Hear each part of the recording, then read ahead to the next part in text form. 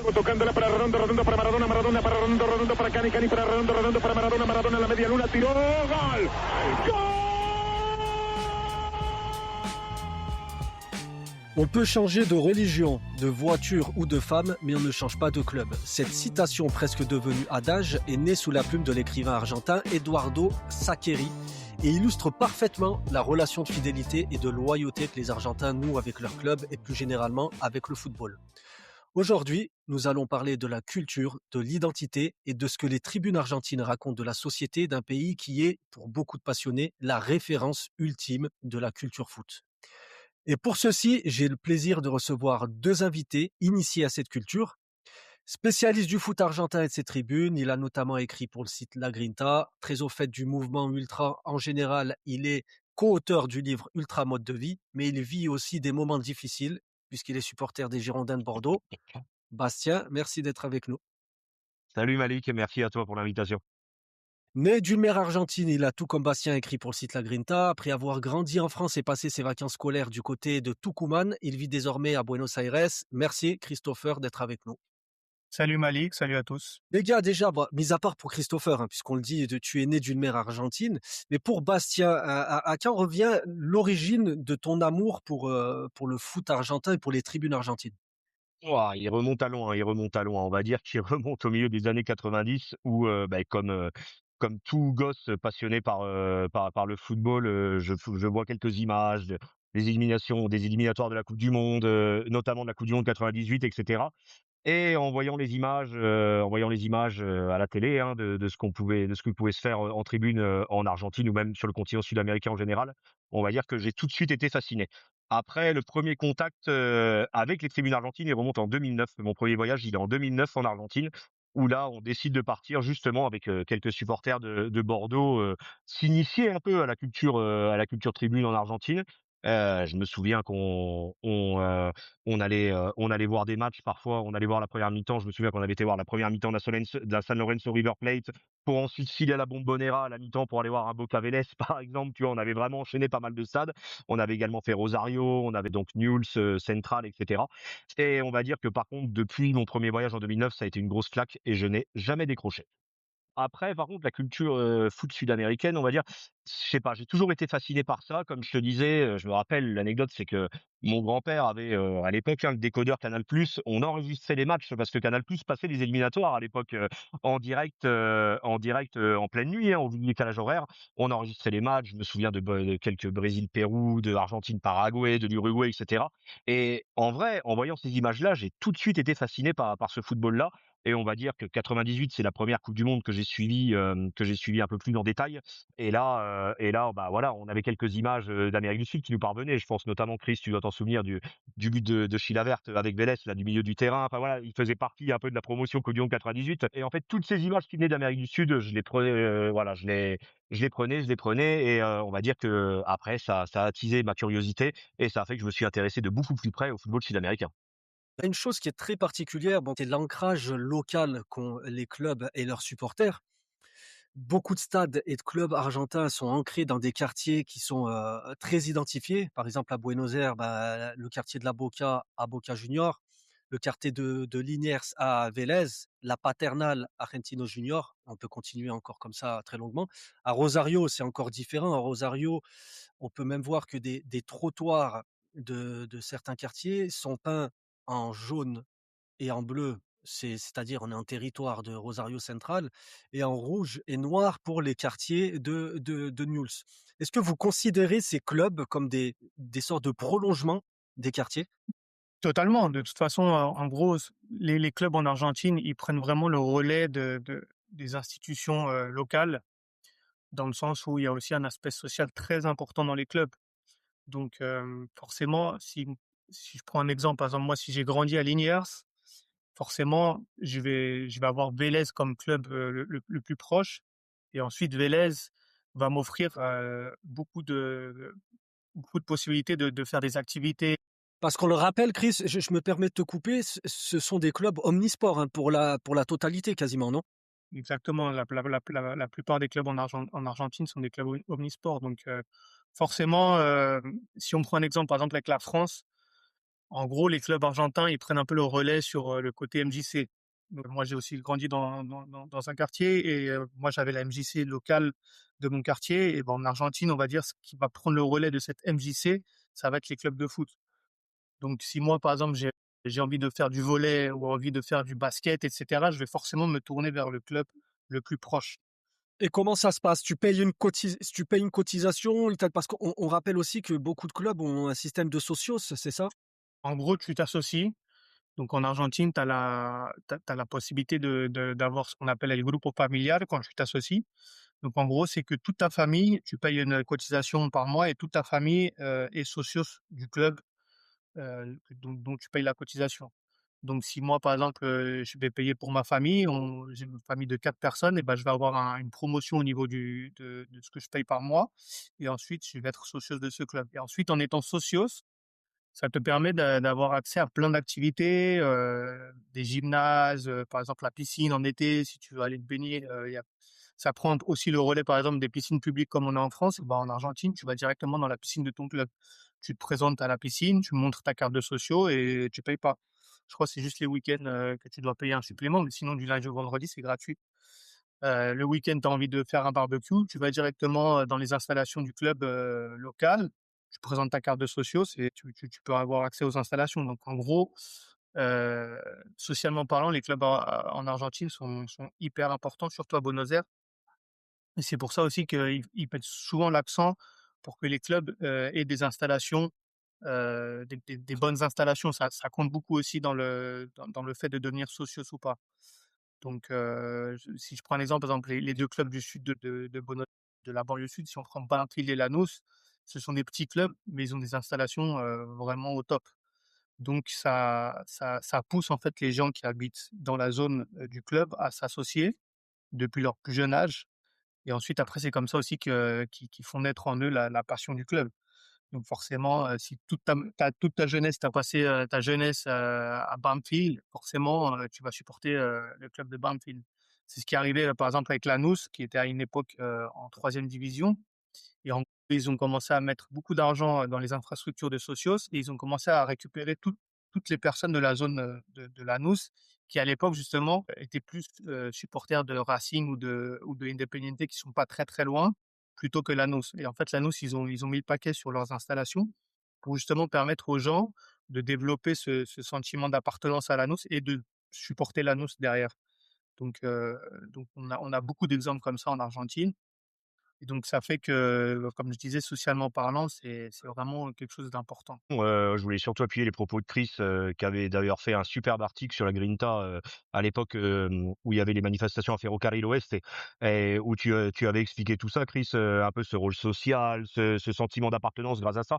Et effectivement, juste pour compléter, comme disait Chris, tu vois, pour avoir été socios à San Lorenzo, un club de qui je suis devenu sympathisant, c'est fait en 2014 et puis en plus, là pareil, alors là, on va pas rentrer dans le sujet parce que Chris le sait, ça va être très long, mais c'était pendant la Volta à Boedo, donc de San Lorenzo. Donc je m'étais fait socios je vais essayer de la faire simple, vraiment, c'est une histoire qui est assez longue. Mais en gros, donc à l'époque de la dictature militaire, l'ancien stade, donc les Viejo Gasometro de San Lorenzo, avait été détruit. Il avait été détruit pendant la dictature militaire et San Lorenzo avait été obligé de déménager à Barco Flores, donc un quartier qui est un peu en périphérie de Boedo, mais un quartier très chaud, un quartier, bah, ce qu'on appelle une villa, en Argentine.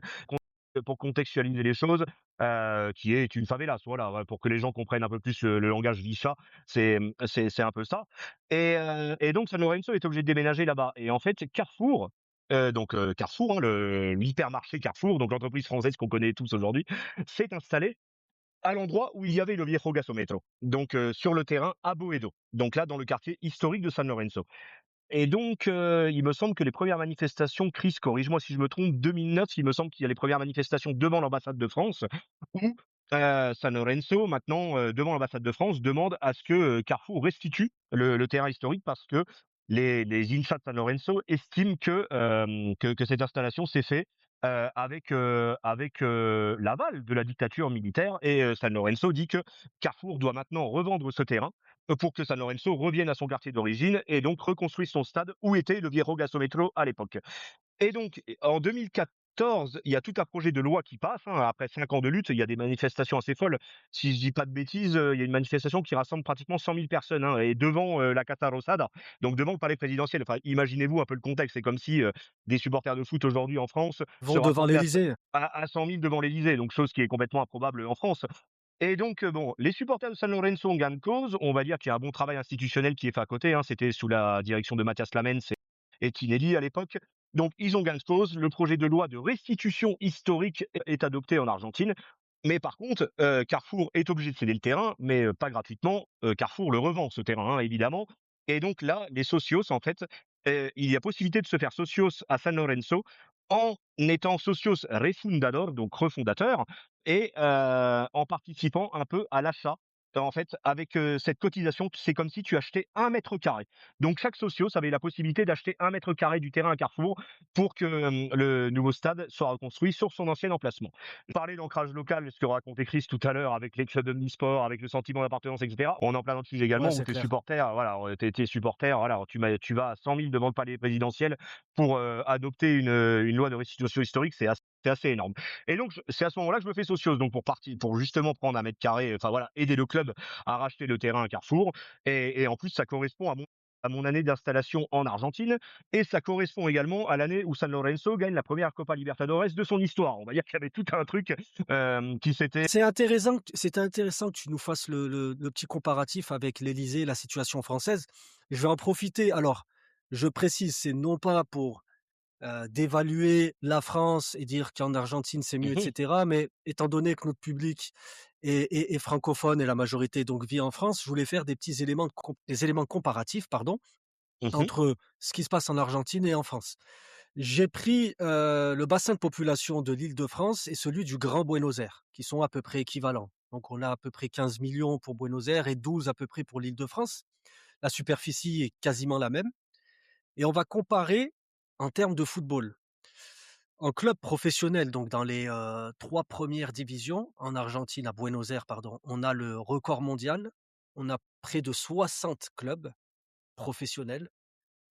Dans mhm, l'Île-de-France, on en a 5, si je dis pas de bêtises. Donc le PSG, le PFC, le Red Star, Paris 13 et Versailles.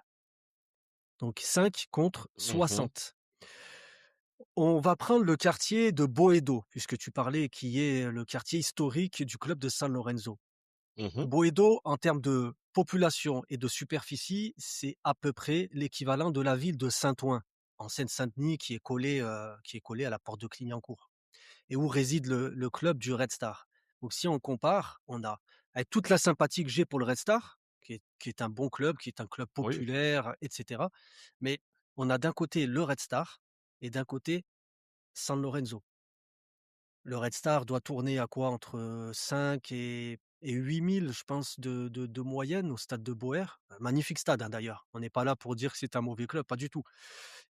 Tandis que San Lorenzo tourne à peu près 40 000, est capable de mobiliser 100 000. Fait partie des 5 grands clubs argentins, là, San Lorenzo. Il fait oui. partie des 5 grands, et je crois qu'il y a plus de 90 000 socios d'ailleurs, il me semble, à San Lorenzo. Donc on est proche des 100 000 dont tu avais parlé. À Ouais, ouais, Rosario, toujours pour comparer la situation française et argentine, à Rosario, qui est l'équivalent de Marseille ou de Lyon, à peu près en termes de population, on a 2 gros clubs qui sont Newell's et Rosario Central, les 2 qui tournent à peu près à 40 000 spectateurs de moyenne. Tandis qu'à allez, Marseille, je ne sais pas si ça serait possible déjà s'il y avait 2 clubs, il y avait un amour tellement fort pour l'OM, mais c'est comme si vous imaginiez à Lyon qu'il y avait, allez, l'OL et d'un côté, Saint-Priest, et qui tournait à ouais, 40 000 spectateurs de moyenne. C'est impressionnant, et d'ailleurs Buenos Aires, c'est la ville où il y a le plus de stades de plus de 10 000 spectateurs au monde. C'est devant Londres, je crois qu'il y en a 36. ok. Et c'est impressionnant Bah après, c'est quand en vous vrai, survolez. Malik. Ouais, en vrai, Malik, c'est ce que disait Chris, c'est ce sentiment d'appartenance, c'est ce système de club omnisport, ce système de sociaux, etc., qui fait que. Et après, il y a un truc à dire, c'est vrai qu'on aurait peut-être même pu le dire en introduction, c'est de toute façon, un pays comme l'Argentine a basé son identité nationale sur le football.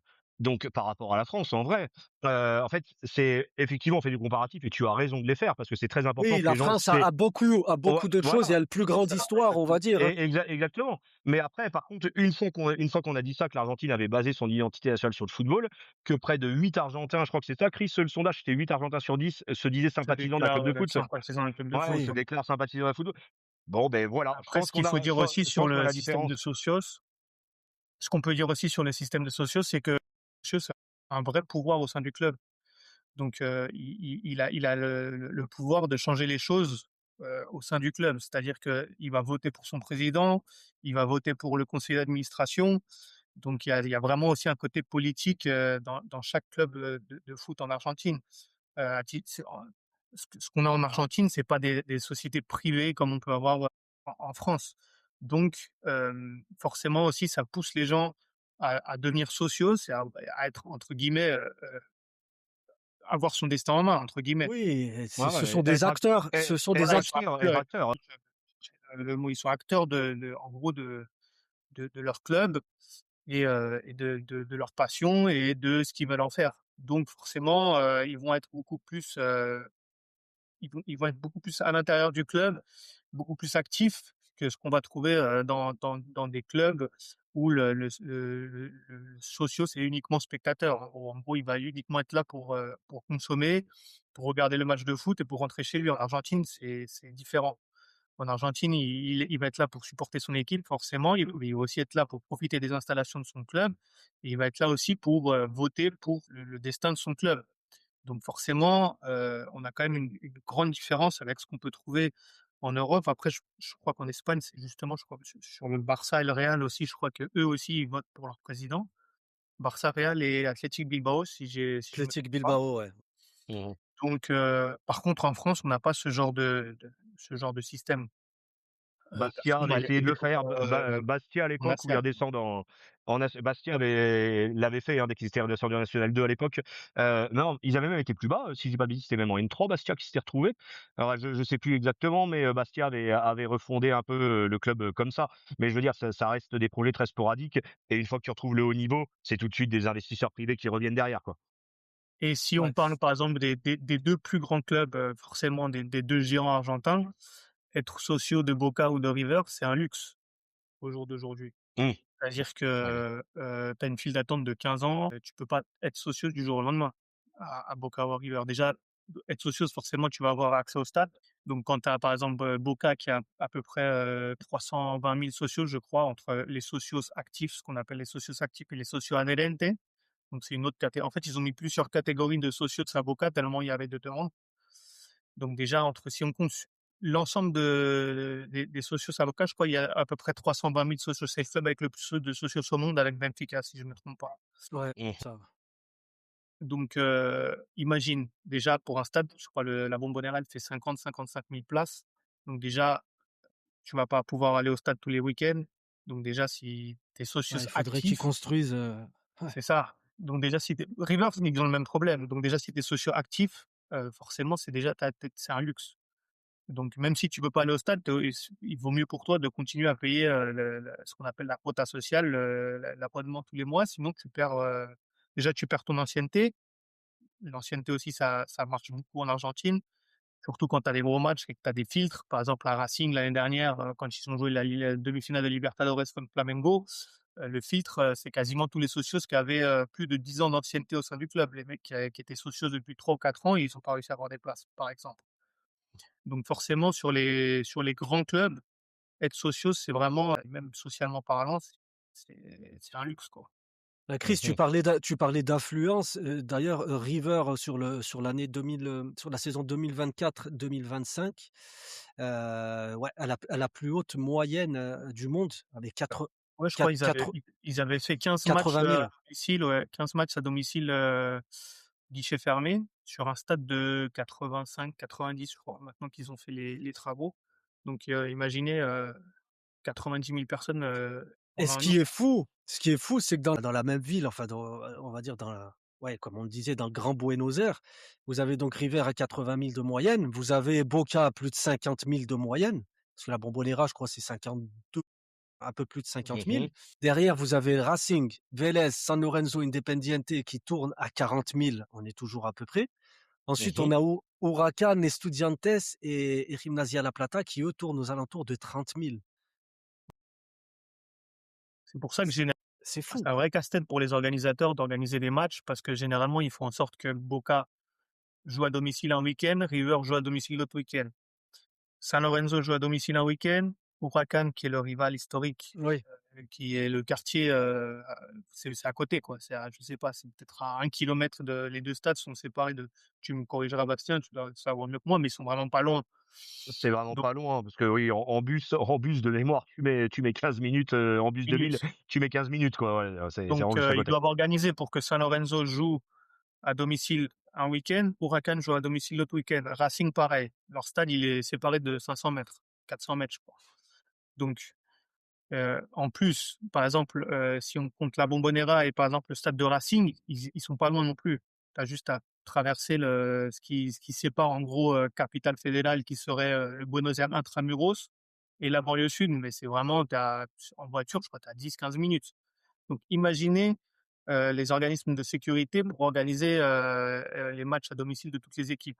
On va éviter que les supporters de Boca se croisent dans les gares routières ou les gares avec les supporters d'Independiente. On va éviter qu'ils se croisent avec les supporters de Racing. Généralement, on a San Lorenzo qui joue le samedi après-midi et on a par exemple Boca qui va jouer le dimanche et après là, on va voir River, etc. Mais on évite d'organiser les matchs le même jour parce que sinon, c'est un casse-tête, quoi. Quand tu regardes le calendrier, tu as raison, c'est toujours comme ça, c'est toujours comme ça. San Lorenzo a Ça, et en vraiment plus, San et puis en Lorenzo, ils plus, essaient de les San faire Lorenzo, jouer il y a à le quartier. l'après-midi Ouais, il y a le quartier parce qu'on peut pas jouer de parce qu'il nuit y a la et le favela juste quartier est à trop côté. chaud. Voilà. Et la favela qui est en D'accord. Et face du stade de San Lorenzo, je pense que ça doit être l'une des plus dangereuses de Buenos Aires. Enfin, Sûrement, oui, ouais. oui, oui, oui, honnêtement, c'est pas un quartier où tu vas faire du tourisme, clairement pas. Le supermarché de la drogue de Buenos Aires, ouais, le quartier en face du stade de San Lorenzo. Donc Franchement, c'est généralement, Et impressionnant. ils évitent de ça les faire jouer la nuit, ouais. pour compléter ce que disait Chris, Malik, c'est vrai qu'en plus, c'est même une demande des socios, hein, de San Lorenzo d'arrêter de jouer le soir. Et d'ailleurs, en Libertadores, il y avait beaucoup de problèmes parce que, oui, oui, et puis la Conmebol, en plus, la Conmebol t'organise, c'est simple, il y a deux tranches horaires en Libertadores, c'est 18h45, où de toute façon, il commence à Ouais, faire nuit, 21 heures, ouais. ou 21h. Donc, c'est un peu comme la Champions actuellement, quoi, tu vois, pour caricaturer le truc. Et les socios avaient fait cette demande, sauf qu'en Libertadores, de toute façon, tu peux pas jouer le mercredi à 15h. Déjà, les gens travaillent. De deux, pour les diffuseurs, c'est pas possible. Enfin, voilà, il y a plein de choses qui ne se font pas. Et ça, la demande des socios en championnat, en tout cas, elle s'est fait entendre. C'est-à-dire que les socios ont demandé à ne plus jouer la nuit, au Nuevo Gasómetro, parce qu'il y avait beaucoup de cas de vol, d'agression, autour du stade, dans ce quartier qui est, plus que sensible. Néanmoins, bon, pour ceux qui nous écoutent et qui, si un jour, vont à Buenos Aires, bon, ça doit pas les freiner quand même pour y aller. Personnellement, j'y suis Non, allé non, non. 2-3 fois et comme de partout, il faut faire attention. C'est vrai qu'il faut pas rentrer dans les ruelles et cetera, mais, c'est vrai que c'est impressionnant. Les gars, vous pouvez citer quoi d'autre? Parce qu'on parle beaucoup de Buenos Aires et souvent un peu de Rosario, mais vous pouvez citer quoi d'autre comme ville de province où on a cette culture, foot qui est très forte et qui ont des clubs, importants? Koeman, Chris, évidemment. Il y a La Plata aussi avec Gimnasia Estudiantes. Tucumán, on est un peu sur un peu comme Rosario, il y a vraiment deux clubs.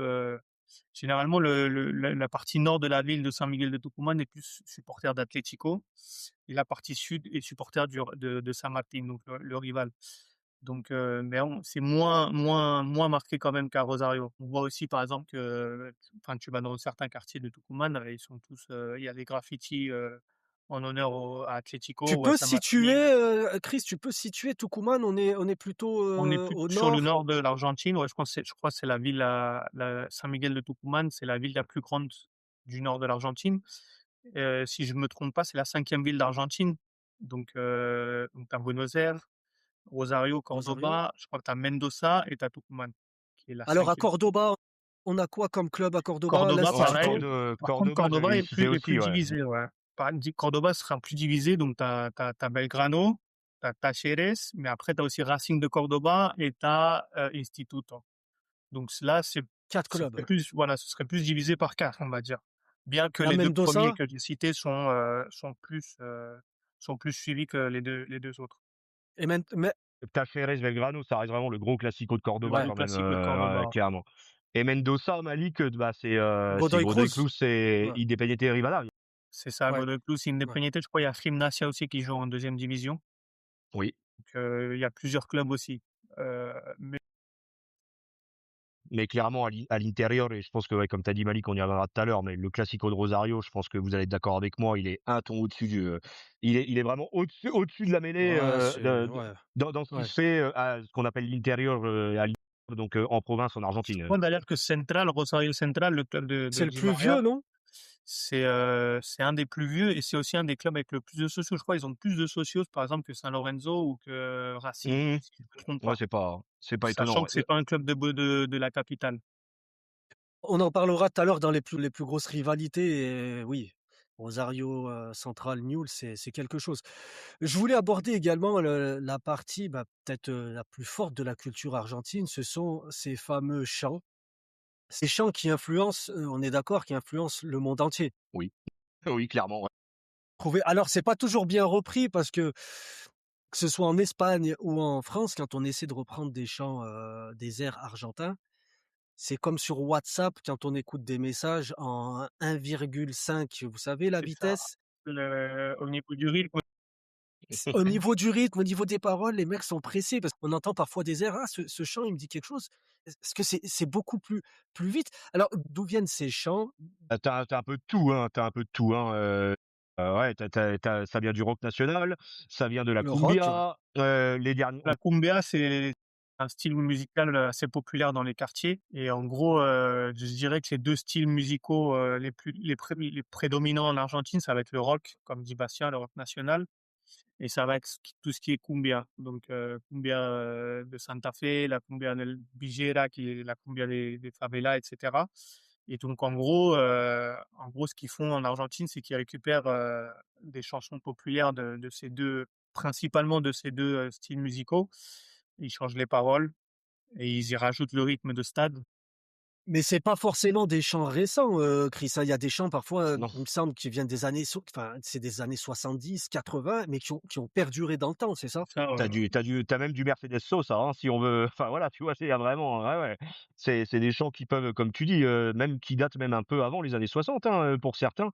Mais après, ouais, tu vraiment toutes les inspirations, comme disait, pour citer quelques groupes au niveau rock national, beaucoup de Callejeros quand même. La Mosca Tsetse évidemment, et après en cumbia villera, alors en cumbia, tu as du Gilda, hein, c'est pas tout jeune non Gilda, plus. Gladys Et aussi un peu. Gladys, Gladys, et oui, bah, qui est années tucumana, 90. ouais, Gladys Voilà. d'ailleurs. Donc ouais, non, non, non, tu vraiment tu beaucoup, beaucoup d'inspiration, et par contre, ce ou qu'il y a un peu moins, je trouve, en tout cas, j'ai pas forcément beaucoup d'exemples. Peut-être que Chris en a un ou 2, mais au niveau hip-hop, parce que le hip-hop argentin, je trouve qu'il a quand même, ces dernières années, il Là, prend un peu plus ces dernières de années, il prend beaucoup ouais, de place, ouais, mais j'ai pas par contre, dans les d'exemple tribunes, pas de trop. Dans les tribunes, pas trop. j'ai pas En même temps, c'est moins entraînant. C'est vrai que les quelques chansons de rap argentin que j'ai écoutées sont pas mal d'ailleurs, mais on n'est pas sur des Oui, rythmes entraînants comme la cumbia ou comme le rock. c'est un peu difficile de mettre des paroles sur des chansons de rap. C'est beaucoup plus rapide. mmh. Donc en Ouais, tu vois, gros, c'est des chants. les Toulousains l'ont fait là sur du Diams, tu vois, sur le DJ, Oui, ça ouais, c'est pas et mal d'ailleurs, hein. c'est vraiment pas mal, et moi je dis les Toulousains parce que la première fois que j'ai entendu, c'est à Toulouse. En tout cas, ce chant, ça se trouve, il vient d'ailleurs, et ceux qui nous écoutent, s'ils veulent nous corriger, pas de souci. Mais je dirais que ça vient de Toulouse, et c'est vrai qu'il est sur du Diams, ça donnait assez bien. Ouais, c'est Après, pas c'est vrai mal, que ouais. sur du rap argentin, en plus, où on est encore un peu où on a un instru et ça rappe très fort dessus, et cetera, c'est vrai que c'est dur, on va dire, d'adapter aux tribunes. En tout cas, Alors, c'est mon avis. justement, Bastia, je me rappelle, tu avais créé une playlist sur Spotify. Bah, pour ceux qui ne sont pas du tout initiés, hein, qui écouteront ce podcast, donc vous pouvez aller sur Spotify. Toi, en l'occurrence, c'était Canciones Ouais, de Canchas Argentinas. Donc vous tapez c'est ça ça. sur Spotify et vous allez avoir D'ailleurs ouais, on l'avait journée ensemble, Malik, je crois que Chris, je te l'avais envoyé aussi, si je dis pas de Ouais, conneries. je crois. une Ah centaine oui, de ouais, chansons qui sont repris encore actuellement dans les tribunes. C'est pour vous donner vraiment la variété des chants dans les stades argentins. Exactement. Et c'est pas des chants, redondants, en fait. Voilà, c'est vraiment Voilà, des ch autre chose dans ces perdure, chants, en gros.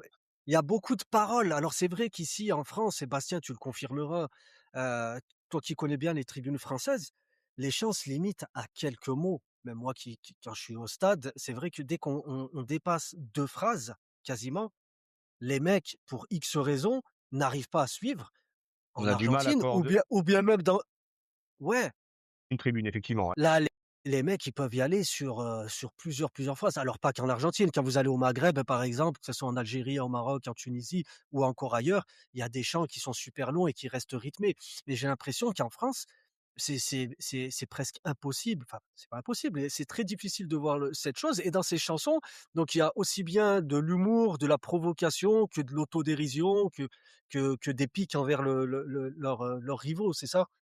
Ouais, là, en fait, je pense qu'il faut même, faire une transition du coup sur la culture de la guante, hein, qui participe à Oui, tout bien sûr. ça et Alors, pour ceux qui ne connaissent pas, bah, définis un peu, qu'est-ce que c'est dur à définir. C'est un peu comme demander, qu'est-ce qu'un ultra, à un autre ultra, tu vois ce que je veux dire? en gros, C'est une c'est comme c'est une question Alientar, qui c'est est comme ouais, voilà, c'est Voilà, une question qui est c'est assez vague, mais la culture de la guante, allez, je me lance Chris et puis après tu compléteras. La culture de la guante pour moi, c'est d'encourager en toutes circonstances et aussi, de ne pas avoir de limite c'est ça. dans ce que tu dis, dans ce que tu fais. Voilà, c'est de mettre pratiquement aucune limite dans ton style d'encouragement. ne rien C'est être lâcher. c'est Mmh, essayer d'être au-dessus des autres. C'est être plus mmh. fort que l'autre, en gros. Mais en Donc gros, on gagne, le voilà. terrain, on le laisse aux Le joueurs et terrain, nous voilà, et nous, on gagne en tribune, que ce soit par les chants, mais aussi, bon, par le côté aussi, un peu plus violent. Donc et Mmh. justement dans ces tribunes, dans l'animation des tribunes, on va essayer un peu de définir les rôles. Il y a des rôles qui sont vraiment, définis. Vous avez les bombos, donc c'est ce qu'on les tambours, en France. Mmh. Beaucoup plus gros, beaucoup plus gros. Il y a des gros, il y en a des plus petits, mais il y en a énormément. oui, je pense C'est impressionnant qu'à Boca, tu dois en avoir une vingtaine. Pour te dire un chiffre à et peu c'est eux, en fait, c'est eux Ben, en parce plus, que c'est eux qui lancent le chant, tu vois? c'est eux qui lancent les Contrairement chants, hein. Ouais, voilà, contrairement à nous dans le mouvement ultra, on va dire, je parle là dans le style européen où tu as un capot derrière le mégaphone et qui lance le chant. En Argentine d'ailleurs, c'est très moqué ça, hein, parce que combien de fois on a vu dans les tribunes de Newell's, c'est la nous honte. on n'utilise pas de haut-parleurs, on n'utilise pas de mégaphone. Voilà, ça c'est vraiment une honte en Argentine quand dans la culture ultra européenne, c'est quelque chose de très significatif et de très important. Donc tu vois comme quoi il y a quand même des différences et effectivement les bombos servent vraiment à lancer les chants. Enfin, c'est vraiment le rythme des bombos qui va lancer le chant dans la tribune et comme on disait, les mégaphones ou les haut-parleurs sont très, très souvent moqués en Argentine. et puis il y a tout un art. C'est vrai que quand vous voyez des vidéos, si vous êtes au stade là-bas, le gros tambour va intervenir à un certain moment et c'est le moment en gros où tout le monde va un peu exploser. Donc c'est vrai que c'est vraiment codifié, mais ça a l'air à la fois tellement naturel chez eux. C'est vraiment impressionnant. Il y a personne qui dit ce qu'il faut faire. On écoute les tambours et on sait ce qu'on va chanter, on sait à quel moment on va sauter et ensuite, bah, le noyau reprend et ensuite toute la tribune reprend d'une façon spontanée. On a aussi pas mal de joueurs de trompette. Alors C'est chose ça. Je trouve que c'est assez récent. Je pense dans les années début des années 2000, années 90, il y avait pas autant de trompettes que maintenant. Je pense que c'est d'accord. juste je saurais pas l'expliquer, mais j'ai l'impression que c'est quand même beaucoup plus récent qu'avant. Alors ça, ça provient de la culture de la murga, c'est ça? Vous pouvez me confirmer? Qu'est-ce que c'est la murga? La murga, en fait, c'est ce qu'on va trouver, parce qu'ici en Argentine, il y a une période qui s'appelle la période du carnaval. En France aussi, on a une période de carnaval, mais ici en Argentine, c'est très important. Je crois qu'ils te donnent 2 jours de congé.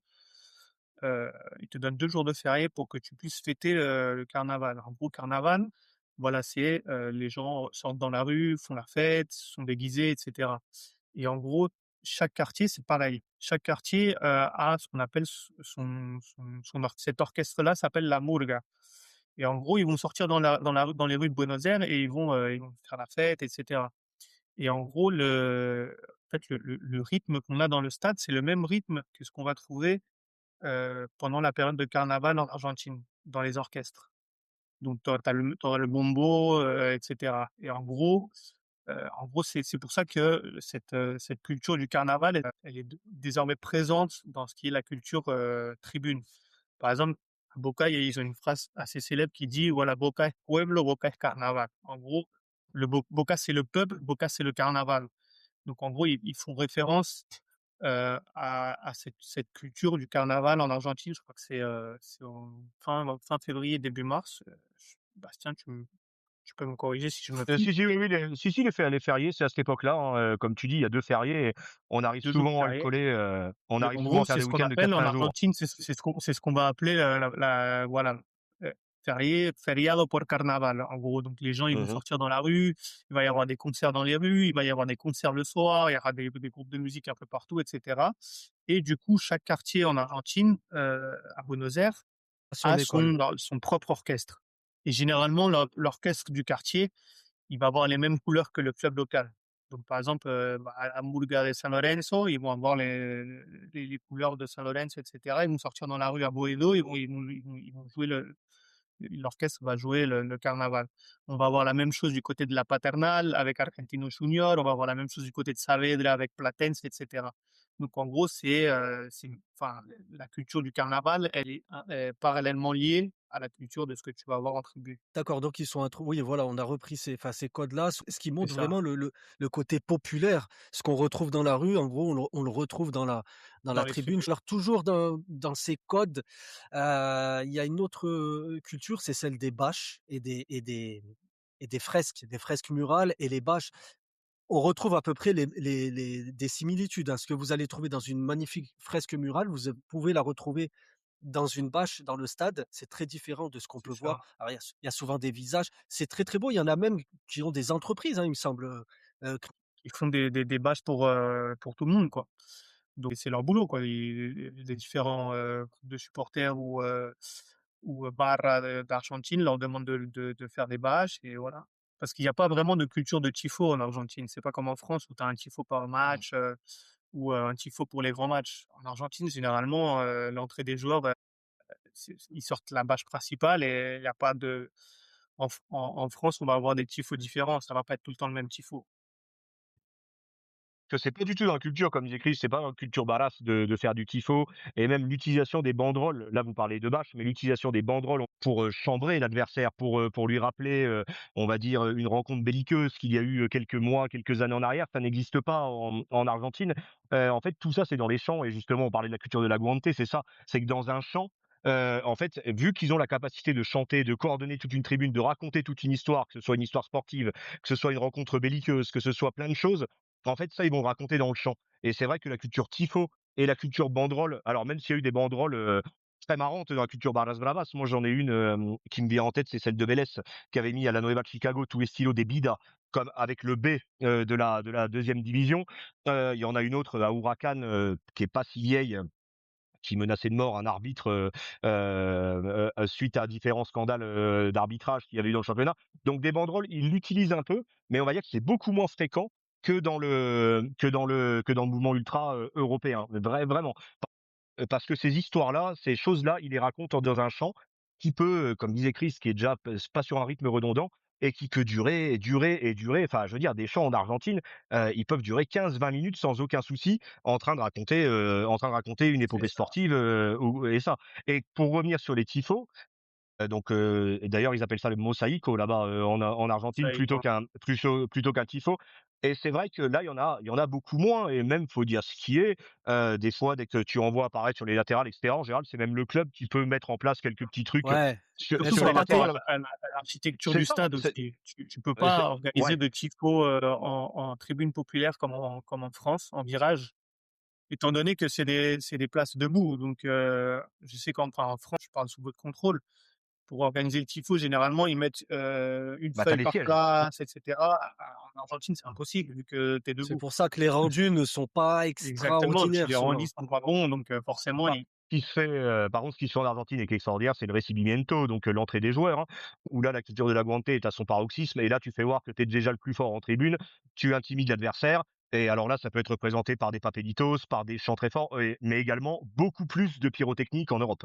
Alors attention, quand on parle de pyro, là, on est moins quand même dans les torches là-bas. Il y en a il peut en avoir énormément, mais on est plus Mhm. quasiment sur des feux feu d'artifice, les d'artifice, bengales comme ils les appellent. fumée, ouais. Pots de fumée ou carrément les feux d'artifice du 14 juillet ils vont vous le faire, plein match. Et pour en revenir au chant aussi, en Argentine, ils sont très actifs. Donc en gros, le champ, par exemple, si il va se passer quelque chose dans la semaine, chez ton rival, tu sais que le week-end d'après, le Oui, champ, contact. ils vont déjà inventer un truc et ton champ, il fera référence à ce qui s'est passé, à l'équipe rivale pour la narguer. Donc les gars, ils sont comme ça tout le temps, quoi. Excuse-moi de revenir encore sur San Lorenzo, mais quand tu avais, les mecs de la Escuela de los Tablones, tu avais des mecs à San Lorenzo qui créaient des chants toute la semaine. Toute la semaine, les mecs étaient là pour créer des nouveaux chants. Alors, on va dire que c'était très médiatisé à l'époque où ils avaient repris un peu le Despacito de Luis Fonsi, et cetera. Là, c'est un peu moins médiatisé quand même ces derniers temps, parce que San Lorenzo aussi, on va dire, jouait le haut de tableau à l'époque et bah, c'était beaucoup plus médiatisé évidemment.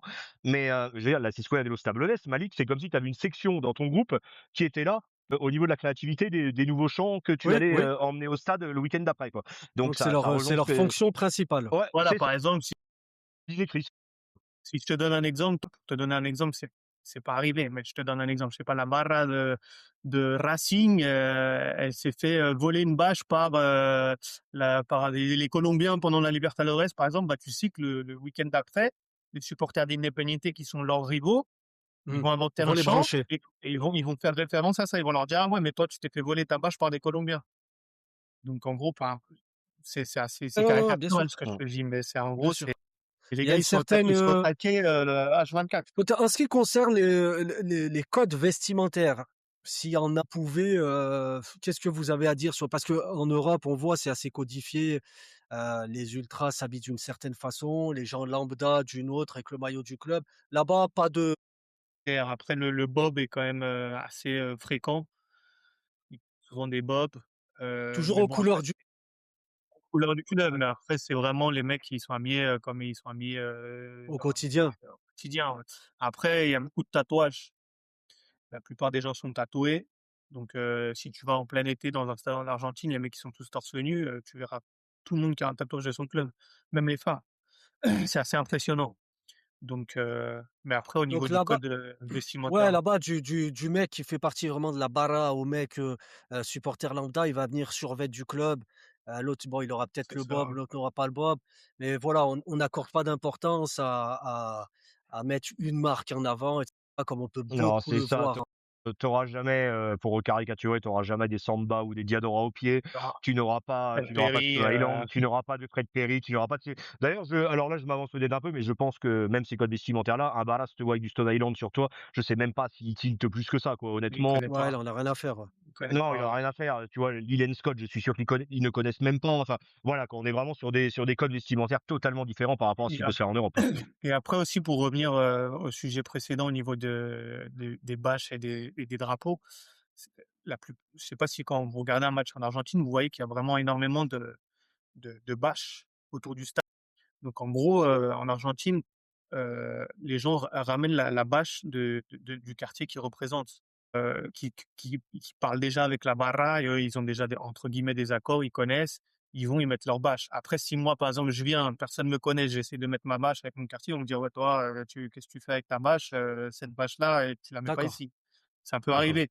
Mais après, sur le côté, parce qu'en Europe, sur les ultras, donc ils ont la bâche de leur groupe, mais ils ont que la bâche de leur groupe. Alors qu'en Argentine, tu vas avoir une multitude de bâches qui vont représenter tous les quartiers présents au sein de cette barra. Donc, je sais pas, c'est comme si à Paris, par exemple, tu mettais donc la bâche du collectif ultra et à côté, tu avais toutes les villes de banlieue parisienne qui supportent Paris et qui sont présentes au sein du collectif ultra. C'est comme si, je sais pas, tu avais, on va dire, Grigny, Aulnay-sous-Bois, Boulogne, Suresnes et cetera, Stein, enfin, Qu'au non. Vélodrome, on va dire chaque C'est comme si au quartier ou Vélodrome, tu avais je sais pas, chaque Félix arrondissement. Pétain, la Paternelle, la Belle de Mai, et cetera, Bellesainte, et cetera. Donc, tu vois, c'est ça aussi, ça fait partie. En Europe, tu vas avoir quelques bases de certaines sections qui sont très connues au sein du groupe, des sections, on va dire, historiques, et cetera. Mais après, c'est vrai que tu as pas du tout ce modèle-là, comme en Argentine. Tu vas à la Bombonera, par exemple, moi, c'est où ça m'a le plus impressionné, c'est à la Bombonera. Le nombre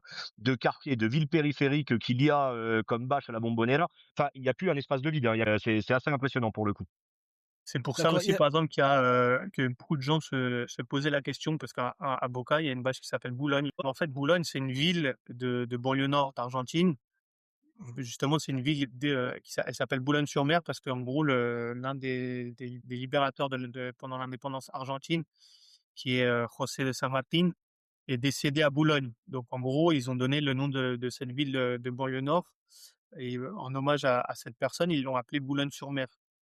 Et donc, les gens de Boulogne-sur-Mer qui supportent Boca et qui font partie de la Barra, etc., bah, en gros, ils ramènent leur vache Boulogne, mais ça n'a rien à voir avec D'accord. Boulogne français, forcément.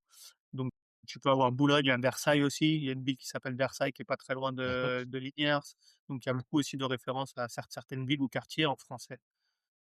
Ces tribunes, les gars, alors on a beaucoup l'image de violence, de bara, on parle de tatouages, et cetera.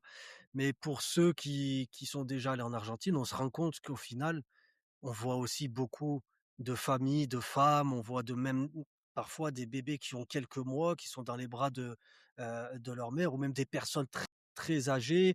On voit alors, c'est le plus célèbre, mais ça se fait un peu de partout au Racing, en bas de la tribune latérale, il y a un terrain de foot, enfin, il y a un terrain de Ils foot y qui a jouent, été aménagé, enfin, et il y a les enfants qui jouent pendant le match, donc au final, c'est pas du tout l'image qu'on a. Les tribunes peuvent être très familiales. Oui, oui, oui. Après, je pense que la violence, faut pas la nier, elle existe. D'ailleurs, l'Argentine, on est ouais, ouais. Ah, faut pas la nier, elle existe. Alors après, par contre, dire aux gens: «Ne mettez pas un pied dans un stade en Argentine, c'est trop dangereux» et cetera, ce serait complètement leur mentir aussi, quoi. Voilà, c'est ça, en fait, je pense qu'il faut pas nier la violence d'un côté et il faut dire aux gens aussi qu'ils peuvent y aller, sereinement, aller voir un match en Argentine, hein. il y a une sorte de bienveillance aussi pour Oui, les enfants. oui, Mmh. ouais, ouais, Généralement, exactement. quand tu vois qu'il y a des enfants, par exemple, à Boca, contre le grillage, du côté du virage, ils mettent leur Les veste. pulls, Voilà, les pulls et les vestes, ils les accrochent au grillage pour que les enfants puissent, se mettre dessus, s'assied s'asseoir. dessus. Oh voilà, ils s'assoient directement sur le pull pour qu'ils puissent voir le match.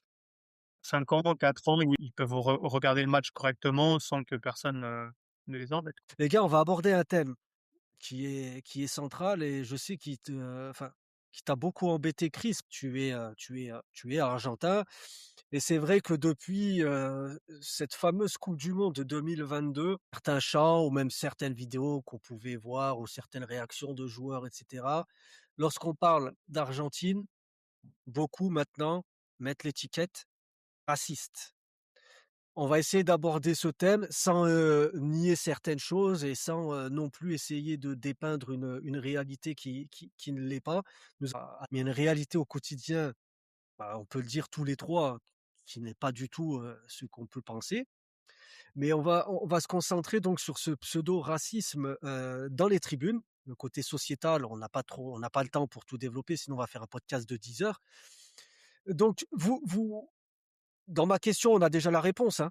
Mais pour vous, ce racisme dans les chants et dans la culture tribune, c'est du folklore ou c'est une idéologie? Je vous pose la question pour Bah la poser. Je connais votre réponse, mais allez-y, développez. Bah, en vrai, c'est ce qu'on disait tout à l'heure sur la culture de la Guante, c'est vraiment aussi être plus fort que l'autre et le déstabiliser de n'importe quelle manière. Pour aller droit au but et ce fameux chant, sur l'équipe de France et de Mbappé là, où l'étiquette raciste dès qu'on disait argentin est arrivée. Faut savoir que ce chant-là, il provient, de la Barras Bravas de la Nueva Chicago, contre Almirante Brown c'est un chant qui est encore pire que ce que ce soit au niveau des paroles, que ce qu'on a entendu, contre les joueurs de l'équipe de France. Mais quand je vous dis pire, enfin voilà, je vais même pas le traduire ici, mais c'est un chant qui est misogyne, qui est raciste, qui est discriminatoire. Enfin, honnêtement, il a toutes les étiquettes ce chant-là et enfin voilà, ceux qui veulent aller le voir, hein, ils vont le voir ce chant. Mais pour vous dire qu'en fait, voilà, ça fait partie de la culture de la Guante. Déstabiliser l'adversaire de n'importe quelle manière. Est-ce que je l'interprète comme du raciste? Absolument pas. Absolument pas. Le chant argentin, il était là pour se moquer à un moment X d'un rival sportif, dont la France, hein, qu'ils ont affronté en finale de Coupe du Monde, qu'ils avaient affronté 4 ans auparavant en huitième de finale pour qui ça s'était mal passé sportivement. Et donc voilà, en fait, ça fait vraiment partie du folklore et de la culture de la Guante. Mais vraiment, quand vous voyez les paroles de ce chant de la Neva de Chicago pour les supporters d'Almirante Brown, vous voyez que ce qui se fait entre eux est bien pire que ce chant qui a été développé contre l'équipe de France. Donc voilà, ça rejoint vraiment ce qu'on disait tout à l'heure de la culture de la Guante et de déstabiliser l'adversaire de n'importe quelle manière. Et là, je laisse Chris prendre le relais qui a sûrement, des choses à ajouter. Voilà. Moi, par exemple, si on prend l'exemple justement que tu es en train de citer de Nueva Chicago et Almirante Brown, qu'est-ce qu'ont fait les supporters d'Almirante Brown après ce chant? Ils ont répondu. Ils ont fait un autre chant, pareil. Ils ont répondu. Personne n'est allé pleurer, etc. Ils ont répondu. Je pense que ce que les Argentins attendaient en gros des Français, c'est qu'ils fassent la même chose, c'est qu'ils fassent un chant, même qui parle des choses qui vont faire le plus mal aux Argentins, par exemple, je sais pas, la guerre des Malouines, etc., mais qui répondent. Mmh, Mais le mmh. problème, c'est qu'ils considèrent pas, en gros, ils comprennent pas que d'autres pays n'ont pas la même culture des chants, etc., et que bon, en France, personne n'allait leur répondre avec un autre chant. Par contre, voilà, ce qu'ils attendaient eux, Encore c'est moins au que niveau de qu'ils l'équipe leur répondent. nationale où, Oh, bah, encore moins au niveau national où tu n'as même pas de culture supporterisme. Alors après, on n'est pas en train de dire: «Il y a pas de racisme en non, Argentine» après, c'est et comme cetera, partout. comme de partout. En Les réseaux sociaux, c'est pas la vraie vie. Moi, j'habite en Argentine. J'ai une collègue, de couleur, qui est justement française. Elle travaille avec moi, elle habite en région parisienne, et si moi je discute avec elle, elle me dit qu'en France, elle a subi plus de racisme qu'en Argentine, alors que ça fait 10 ans qu'elle habite ici. Donc au bout d'un moment, il faut aussi, mettre les choses dans son contexte. Et puis Chris aussi, enfin, l'histoire du pays n'est pas la même, la composition de société n'est pas la même, le contexte n'est pas le même, ils n'ont pas eu les mêmes vagues d'immigration, ils n'ont pas eu la même C'est histoire. ça, C'est un autre continent. Eux, ce sont des immigrés, la plupart la sont, des plupart, descendants d'Espagnols, Mmh. d'Italiens, italiens, exactement. d'Allemands, quelques de Français. Donc après, on va pas refaire toute l'histoire, parce que certains vont nous dire: «Oui, mais avant, il y avait les Amérindiens». Ça, c'est encore un autre débat, mais donc les codes et les mœurs ne sont pas les mêmes, donc Et comme tu disais, on n'a pas du tout la même histoire. Enfin, je veux dire, la France a une histoire coloniale qu'on peut pas nier. Ces pays-là ont pris leur indépendance. Ensuite, il y a eu des flux migratoires qui sont arrivés sur le territoire français et en fait, ces gens ont fait des enfants sur le territoire français et ces gamins sont devenus français. surtout que la majorité, moi le premier, enfin, nous autres immigrés maintenant, africains ou nord-africains, on est de la troisième génération. Oui, voilà, ouais, ouais. Troisième, certains sont de la seconde ou quoi, mais on a de la Mais troisième, voire la après aussi, ce quatrième qu'il faut dire, génération. c'est que la France aussi exporte une image, et du coup, par exemple, en Argentine, tu as vraiment l'image de la France de, voilà, la tour Eiffel, Oui, la Édith Piaf, baguette, le béret, Brigitte ouais. Bardot, Charles Aznavour, et cetera. Du coup, la plupart des gens qui sont jamais venus en France, enfin, qui voyagent pas, ils voient pas vraiment la réalité française. Mais Mmh c'est mh. beaucoup d'ignorance aussi. C'est pas c'est Ah, Oui, et je puis pense que après petit à c'est petit, ça rentre dans les mœurs chez les plus jeunes. Je pense que maintenant, c'est ça, enfin, ça concerne plutôt les anciennes générations. Mais en gros, je pense que les nouvelles générations, donc les mecs qui ont 20 ans, ils sont plus au fait de tout ça, et du coup, ça étonnera moins par la suite, il y a ça, mais après, tu vois, en Amérique du Sud, enfin, je veux dire, alors, sur la sélection aussi, ça existe pas trop, mais tu vois, on va dire des plus petites sélections, attention, toute proportion gardée, parce que je pense au Paraguay, par exemple, qui est quand même une grosse sélection en Amérique du Sud. Enfin, je veux dire, des binationaux, on en a eu, mais combien dans la sélection paraguayenne, hein, tu vois, les Juan Iturbe enfin, tu vois, des binationaux Argentine-Paraguay qui ont joué pour le Paraguay, Ortigosa. etc. Ortigosa, enfin, je veux dire, ça existe. Enfin, là, je prends le Paraguay parce que c'est vraiment un pays voisin de l'Argentine et c'est un pays que je connais bien. Mais enfin, des binationaux dans la sélection du Paraguay, Chris, on en a eu un paquet aussi, hein. Ouais, On en a puis eu un même en paquet aussi. Argentine en ce moment là, avec Garnacho, Nico Paz, ils sont tous nés ils sont nés en Espagne, si je me trompe pas. Heu, Exactement. même, même Paredes, je crois, ses parents sont paraguayens.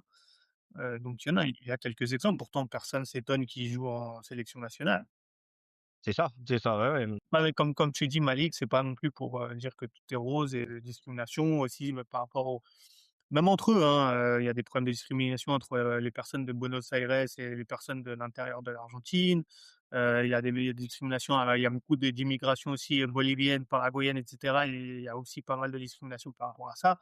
Ça existe. Alors un thème également, ben, qu'il faut aborder, c'est la partie de la violence dans le monde, du football et des tribunes en Argentine.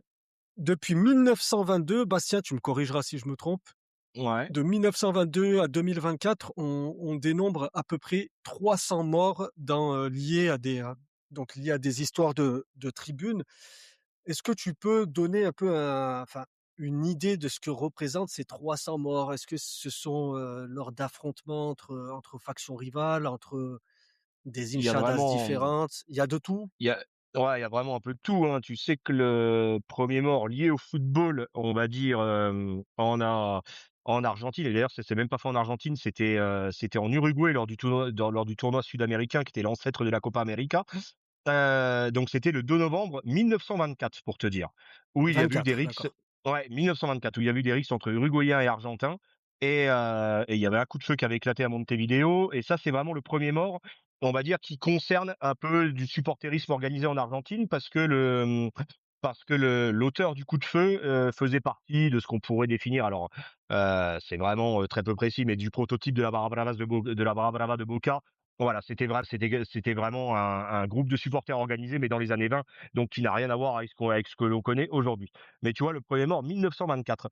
Et après, beh, on va dire que des morts, il y en a eu, malheureusement dans toutes les circonstances, hein. Il y en a eu dans des guerres de factions de la même Barra Brava. Il y en a eu lors d'affrontements entre Barra Brava rivales. Il y en a eu aussi lors de drames, on va dire, lors de drames un peu comme le plus connu en Argentine, le plus tristement connu, c'est celui de la Puerta Doce, au Monumental à Buenos Aires, quand les supporters de Boca n'ont pas pu. C'était Boca, Chris, ou c'était les supporters de River?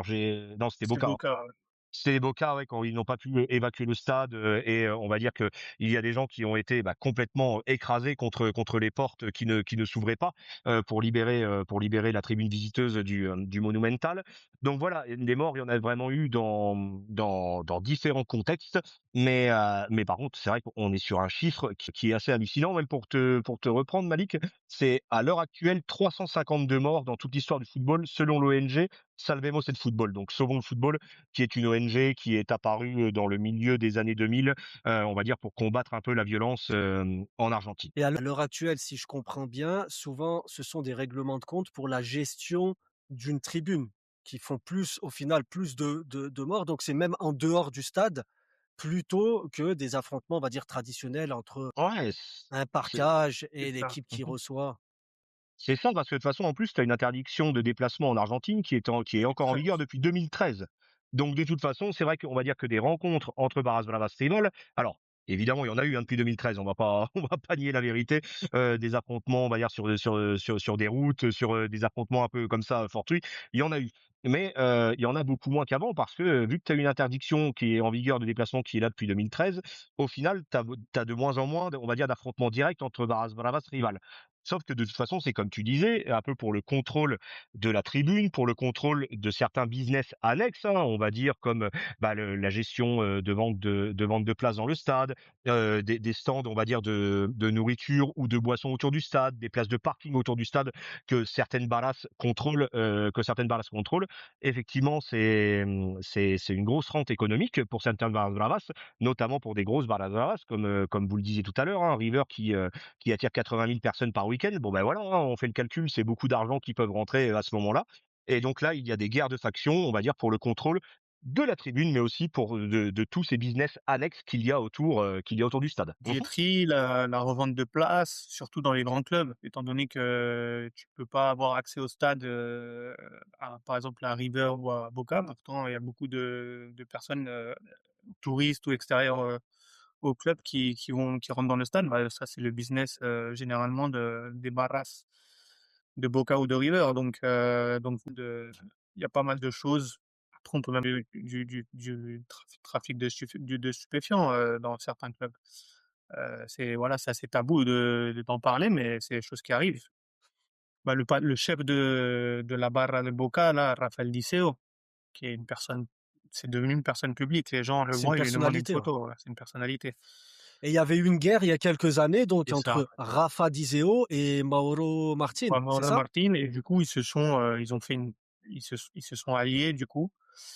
Ils ont mis en place, une division en gros de la tribune, entre eux 2, et du coup maintenant, après je sais pas comment ça se passe entre eux, mais du coup, maintenant, ils prennent leur billet chacun.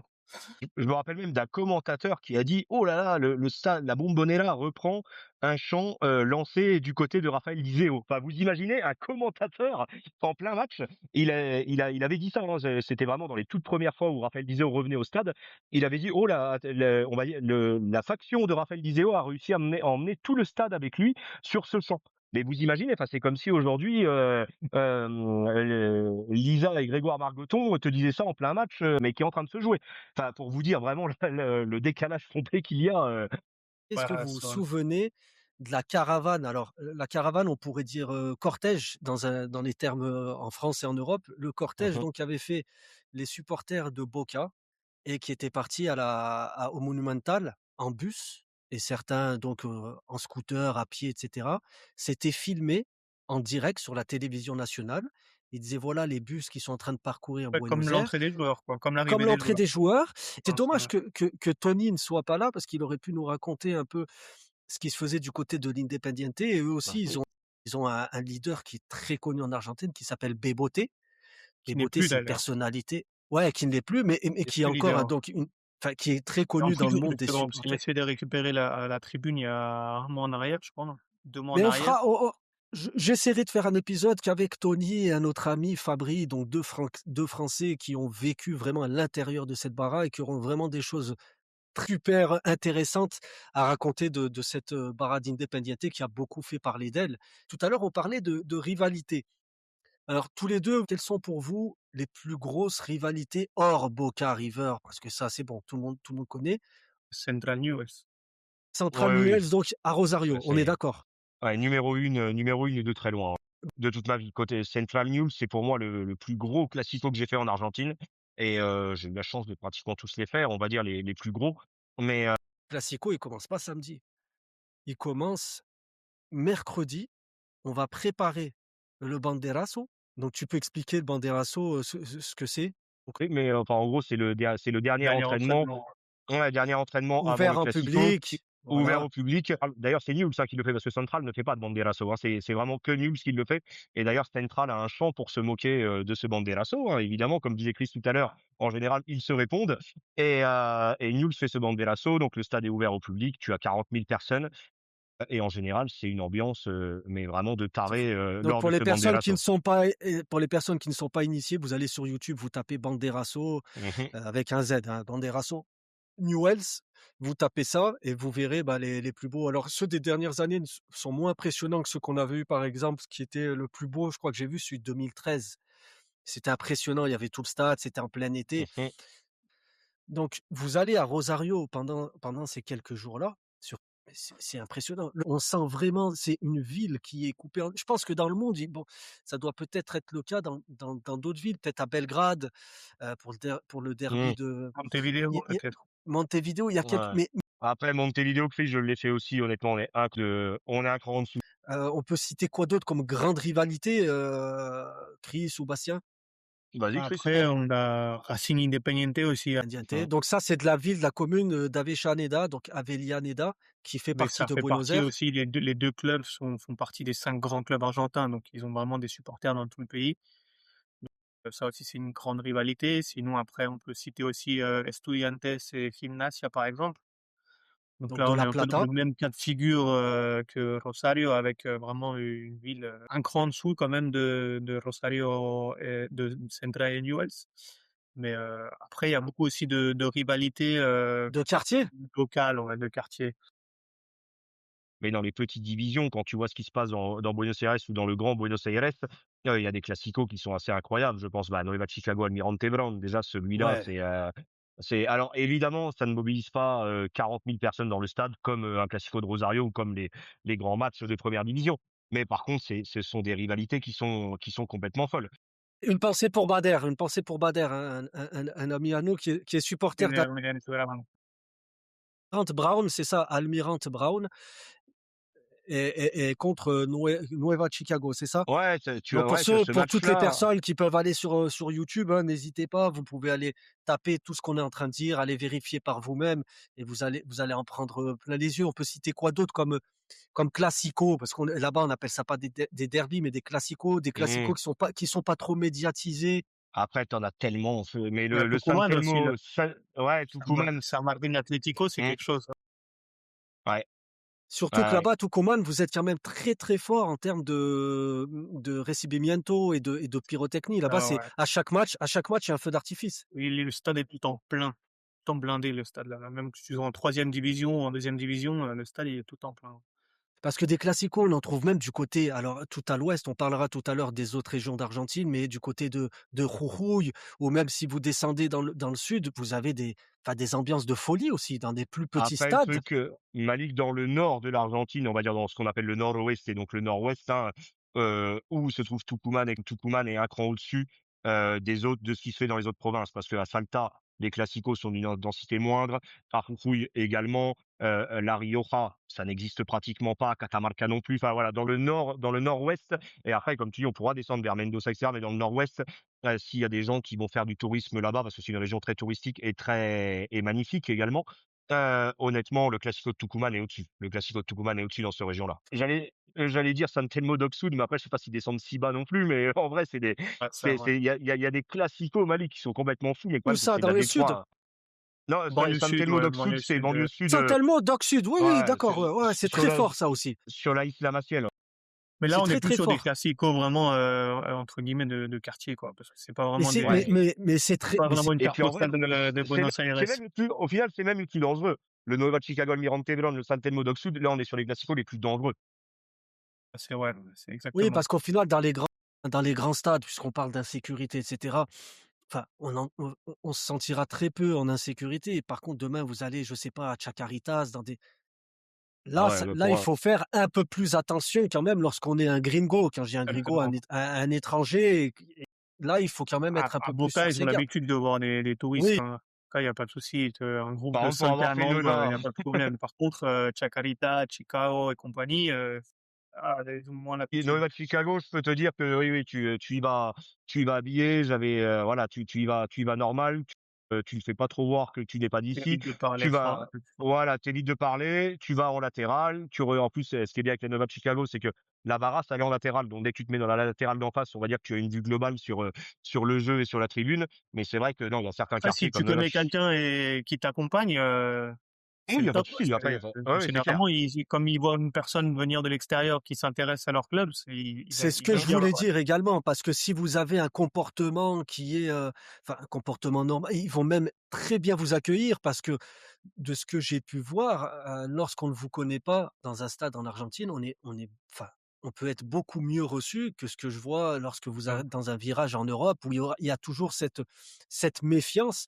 Là-bas, ils se sentent honorés, hein, même dans les petits clubs de quartier, ils se sentent honorés qu'un étranger vienne et ils vont bien l'accueillir. Alors c'est sûr, il faut avoir un certain comportement, pas filmer tout le match, et cetera. Bien que là-bas, la culture du téléphone dans les virages, ça soit accepté contrairement à beaucoup de stades ici, là. Il y a cette curiosité de toute façon. Combien de fois, on a été dans des stades, on va dire, beaucoup moins touristiques comme la Nova Chicago, comme Chacarita, comme, Platense, qu'est-ce Almagro et cetera. Il y a toujours cette curiosité de toute façon parce que c'est vrai que même, dès que tu commences à discuter un peu avec les gens, comme tu dis, avec un comportement, humble tout simplement, faut pas être exubérant, faut pas commencer à crier en français et cetera, Bien sûr. à pas faire n'importe quoi. Mais une fois que tu as ce comportement, on va dire, bah, de bon sens tout simplement, hein. Après franchement, tu es tout le temps bien accueilli. Il y a beaucoup de curiosité et c'est vrai qu'en général, les gens sont même très contents que tu ailles, qu'un Français soit dans une tribune, d'un club comme Almagro qui évolue en deuxième, voire peut-être même actuellement en troisième division, Ouais, à Platense, à Nueva Chicago et cetera. que les personnes qui nous écoutent et qui envisagent d'aller là-bas n'hésitent pas, qu'il faut pas qu'ils se mettent de Ah bah, barrières clairement à se pas. dire: Allez-y, franchement, découvrez le plus de stades possible. Vous verrez que les gens, sont bienveillants, ils sont très accueillants, comme j'ai envie de dire à peu près de partout dans le monde. À partir du moment où vous manquez de respect à personne, que vous êtes curieux et que vous avez des ondes positives, enfin, j'ai envie de dire, vous serez bien reçus de partout. Oui. C'est également le cas là-bas en Argentine et dans les stades. Une partie, importante encore, c'est la réalité économique de ce pays, l'Argentine, une réalité, enfin, une situation qui est souvent très difficile. On va pas remonter à plusieurs décennies en arrière, mais ne serait-ce qu'entre 2020 et 2023, le pays il a connu une spirale d'hyperinflation. On est même, arrivé à un taux, il me semble, à plus de 200. Christopher, tu pourras me corriger si je me trompe. 220, ouais, je crois. Ça a développé un énorme marché noir. Dans les rues de Buenos Aires, hein, on pouvait souvent marcher, l'Avenida Florida, cambio, cambio, vous entendez des gens donc qui vous proposaient de faire du change parce que vous êtes gagnant. Et depuis l'arrivée donc de Milei, c'est quoi, il y a maintenant 1 an ou 2, la politique d'austérité budgétaire, elle a disparu, la croissance a repris, mais la pauvreté reste quand même omniprésente. Il me semble qu'on est à 40 de la population qui est en dessous du seuil de pauvreté. Dans ce contexte, comment les gens arrivent encore à vivre leur passion? Comment ça se passe? Après je vais laisser Chris parler plus sur l'heure actuelle parce que là, il y est, donc il va vraiment pouvoir nous dire, comment ça a évolué. Après, pour que les gens se rendent compte de la dévaluation, enfin, c'est vrai que l'inflation, c'est une situation latente en Argentine, hein, depuis des années, hein, pas que depuis 2020. Pour que les gens se rendent compte, dès que je me suis mon premier voyage en Argentine en 2009, 1 € équivalait entre 7 et 8 pesos argentins. Ça, c'était en 2009. En 2014, l'euro, 1 € valait 16 pesos. Ça, c'est que je m'y suis installé, 16 pesos argentins. Et dès que je suis reparti, après Covid, l'euro était passé à plus de 200, 1 € pour 200 pesos en 2020 après Covid. Ça, c'est juste pour que les gens ils se rendent compte de la dévaluation de la monnaie.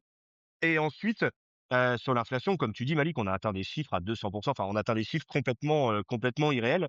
Et là, depuis Milei, c'est vrai que ça serait intéressant que Chris nous dise comment ça évolue. Est-ce qu'ils ont réussi à stopper cette dévaluation? Parce qu'en vrai, après, là, on pourrait y revenir parce que ta question initiale, c'est quand même comment les gens font pour vivre leur Par passion. rapport au foot, pour acheter, Voilà, enfin, pour payer leur abonnement au stade, pour payer leur abonnement à exactement, la télé, exact. acheter le maillot Mmh. pour les petits, Bah, Mmh. comment? franchement, Exactement. Mais après, là, c'était important d'expliquer ça en amont quand même parce que ouais, Bien sûr, c'est je pense que quelque là, chose que les Français ne peuvent même pas s'imaginer.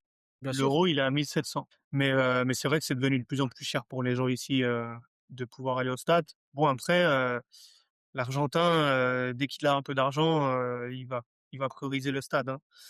Puis un abonnement, on va prendre un prix moyen sans rentrer dans les détails, mais en gros, un abonnement au stade, c'est combien Par à exemple, si l'année? je En prends un tribune exemple, populaire?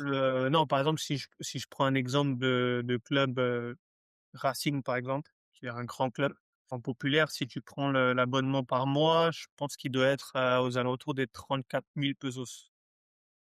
Donc Qui nous fait en 34 000 euros? pesos, ça Pesos. fait, à peu près, 20 €, on va dire, par mois, Mmh. l'abonnement.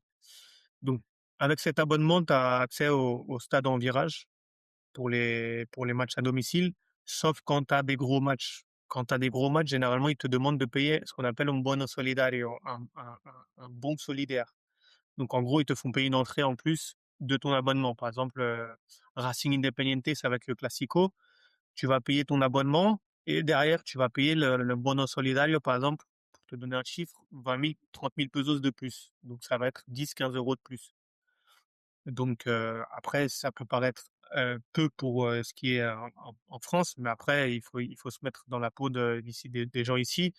Admettons une famille, voilà, une famille de 3, 4 personnes qui doit payer, heu, ça peut vite monter à plus de 100 000 pesos, sachant que le salaire moyen ici, il doit être à 600 000 700 000 le salaire le mais c'est après si tu dois passer par la revente, heu, dans le cas de Boca ou River, là on monte vite sur des 100 000 150 000 pesos par place. Le SMIC, on va dire, le salaire moyen, il est en euros. Non, le SMIC, il doit être je dirais ouais, le SMIC, on va dire le plus bas salaire, ça doit être aux alentours des 800 000 ça doit être 500 € admettons.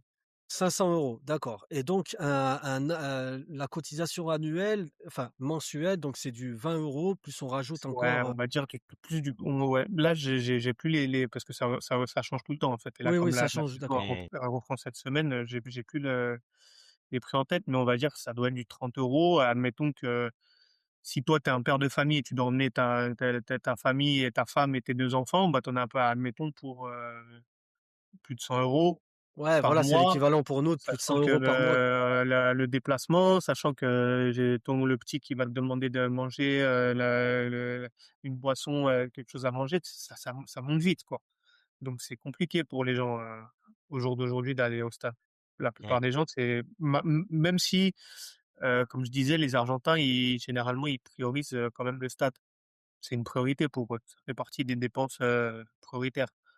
Mais heu, mais c'est vrai que c'est de plus en plus difficile. Et au niveau de la retransmission des matchs, comment ça se passe? On est sur, c'est plus sur une chaîne publique, hein, maintenant il Non, faut il maintenant faut tu payer, dois c'est ça? payer, ouais. Là, je sais pas trop combien ça coûte l'abonnement par mois, mais ça doit être aussi dans les alentours des 30 €, je pense. Ouais, c'est à peu D'accord. près ça, Chris, parce qu'il faut prendre TNT. En fait, c'est diffusé sur TNT et ESPN Premium. Après, pour ceux qui nous écoutent et qui voudraient regarder un peu de championnat argentin, faut savoir qu'en Europe, avec Fanatiz, c'est légal, hein, c'est la diffusion internationale de l'AFA, hein, donc sur Fanatiz, c'est à 9,99 par mois. Et tu as tous les matchs du championnat argentin, en France, durant toute la saison de championnat. Tu as même la coupe d'Argentine et des fois, si tu sais un peu voyager avec un VPN, tu peux même choper la Libertadores et la Sudamericana. D'accord, c'est noté. Fanatise. On va essayer de parler de l'évolution de ces tribunes, parce que la répression, bah, elle touche également les tribunes, en Argentine, puis maintenant, et bah, les nouvelles générations qui arrivent avec les réseaux sociaux et cetera. Est-ce que, de votre regard personnel, vous pensez que ça va changer, la face de ces tribunes? Moi, je pense pour répondre à cette question que le profil des personnes qui vont au stade a quand même déjà changé. Déjà au jour d'aujourd'hui, on est quand même sur une époque Instagram, TikTok et cetera, et malheureusement, on a de plus en plus de gens qui vont au stade pour la petite photo Instagram. Donc je pense que c'est un fléau un peu, moi j'appelle ça Qui un est fléau. mondial? Oui, oui. Je pense que c'est assez mondial. Là, en plus, par exemple, un club comme River Plate, ils ont mis en place, ils ont déjà un stade, flambant neuf, rien à envier à un stade européen. L'entrée, elle se fait par reconnaissance faciale et cetera, et C'est il y a fou quand beaucoup même de se dire de que c'est et ouais, les borrachos del tablón, ils ils enfin, sont Barra de River, non? elle est plus dehors qu'à l'intérieur. Mmh. D'accord. Donc est-ce qu'on risque en gros de se retrouver un peu avec, toute proportion gardée, avec ce qu'on a vu en Angleterre, en gros, bah, la classe Non. populaire, en dehors des stades? Non, on n'arrivera pas à ce stade-là pour vous? Non, mais Non, après, il y a quand même beaucoup de culturellement déjà, c'est tellement différent que non. mais le D'accord. truc, c'est que les nouvelles générations, elles connaissent les stades argentins sans visiteurs, quoi, sans supporters adverses. Alors ça est-ce que ça a repris un peu, il me semble, l'an dernier, mais c'est très limité à certains stades, c'est ça? Ouais, ils essayent de faire plutôt des tests, mais c'est assez limité. Il y a il Tu des supporters adverses, pendant la Copa Argentina, qui est l'équivalent de la coupe de France, en gros, la coupe d'Argentine. Mais après, pour les matchs, déjà ce qui est capitale fédérale, qui est Buenos Aires intramuros, ils permettent pas d'avoir de supporters adverses. Donc forcément, Boca River, San Lorenzo, Huracan et cetera, déjà, tu auras pas de supporters adverses. Donc déjà, tu as toute une génération qui n'a pas connu, les déplacements. Comme je te disais, ces générations-là, il y a aussi un côté mode. Donc tu sais, c'est à la mode d'aller au stade, quoi. Les mecs qui sont, comme je te dis, les mecs de TikTok, les Instagram et cetera. Donc là, c'est assez global. C'est une sorte de nouveau public par rapport à ça. Mais après, l'essence même du football argentin, elle change pas, je pense. D'accord. Non, je pense pas non plus parce qu'en vrai, comme on disait déjà culturellement, c'est tellement différent que non, tu vois? On ne sera jamais sur un Angleterre, post-Thatcher et cetera. Enfin, tu vois? C'est pas là. Après, quand même un truc à dire, Chris, que je trouve super important sur les déplacements depuis 2013, tu disais que donc voilà, que cette nouvelle génération n'ait pas connu ça. Par contre, je trouve qu'il y a quand même un danger également, au niveau des autorités argentines, et on l'a vu lors du dernier Independiente et Universidad de Chile, c'est qu'il y a une incapacité désormais, et ça, on le voit aussi en Europe, hein, tu vois? On peut faire des parallèles avec le mouvement ultra, avec beaucoup de répression. Il y a une incapacité désormais à organiser ces déplacements-là. On a bien vu le dernier Independiente Universidad de Chile qui s'est terminé en pugilat. On ne sait C'est un miracle qu'il n'y ait pas eu de mort quand on voit il y a eu des chutes de tribunes de plus de 30 mètres, hein, de certains supporters chiliens qui ont été complètement, déshabillés. Il y en a qui pour s'enfuir ont sauté de la tribune d'Independiente et cetera. Je pense aussi clairement. que les grands clubs ne veulent pas le retour des supporters adverses. Parce que Oui, d'une part, c'est un coût sécuritaire et d'autre part, comme on en parlait, avant, il y a tellement de socios que du coup, mettre en place des supporters adverses, ce serait, mettre en place une tribune, qui ne serait plus disponible justement pour les supporters, locaux. Donc d'accord. par exemple, Ouais, à la ça arrange tout le Bombonera, monde au final. si tu mets, le ce qui est le troisième anneau de la Bombonera, t'enlèves peut-être 6 ou 7 000, peut-être un peu moins, 5 ou 6 000 places pour tes propres supporters. Donc forcément, pour eux, c'est pas c'est ça ils remplissent leur stade C'est dans plus tous les cas. Donc rentable. ils Niveau ont pas besoin sécuritaire, de toute façon, de supporters puis de toute adverses. façon, Christ, ces tribunes-là ne sont plus aux normes au niveau sécuritaire, vu que de toute façon, on n'a plus de parquage.